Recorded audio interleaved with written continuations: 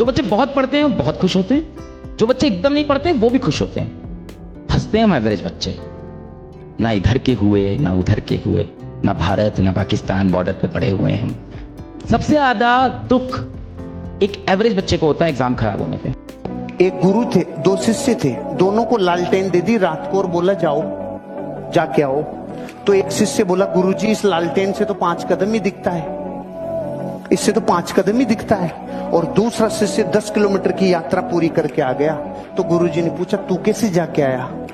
कि गुरुजी मैंने देखा भाई 5 कदम ही रोशनी है, तो 5 तो चलूं। और जैसे ही मैं 5 चला तो रोशनी 5 कदम आगे और चली गई। मैंने देखा फिर टेंशन नहीं है, 5-5 कदम चल, जिंदगी एक दिन अपनी यात्रा को पूरी कर लेगी। 5-5 कदम चल। जैसी परिस्थिति है उसको फ्यूचर में कुछ नहीं दिख रहा तो चिंता नहीं करो, 5-5 कदम चलो। अपने कार्य को गुप्त रखने से कार्य में पुष्टता होती है। हम किसी से कह रहे हैं हम ऐसा करेंगे, पता नहीं कर पाएंगे ना कर पाए, एक उपहास के हम पात्र बनेंगे। पहले हम अपने कार्य को गुप्त रखते हैं और हम करते हैं, और करके जब सफलता प्राप्त हो जाती है तब कह देते हैं तो कोई परेशानी नहीं। आप देखा ये एक लड़का था, इंजीनियरिंग की तैयारी कर रहा था। उसके सारे दोस्तों के पास बाइक थी, उसके पास साइकिल थी, और अपने पिताजी से उसकी आए दिन बहस होती रहती थी कि पापा मेरे को बाइक दिला दो, सारे दोस्तों के पास बाइक है, आए दिन बहस हो रही है। एक दिन भाई साहब घर में हो गया गंदा झगड़ा।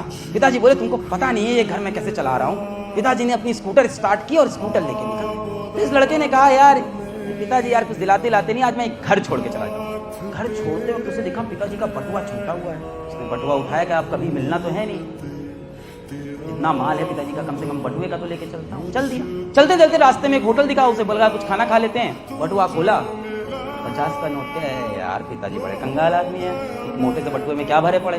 अंदर से एक पर्चा निकाला, उसमें लिखा था मिश्रा जी का 40,000 का उधार।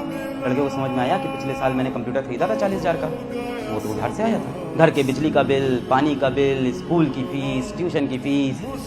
पिताजी कर्ज में डूबे हुए थे। अब उसे समझ में आ गया यार कि मैं तो कैसी गंदी डिमांड कर रहा था। पर्चा निकाल के उसने पढ़ा, उसमें लिखा था पुरानी स्कूटर और कुछ पैसों के बदले नई बाइक लेके जाइए।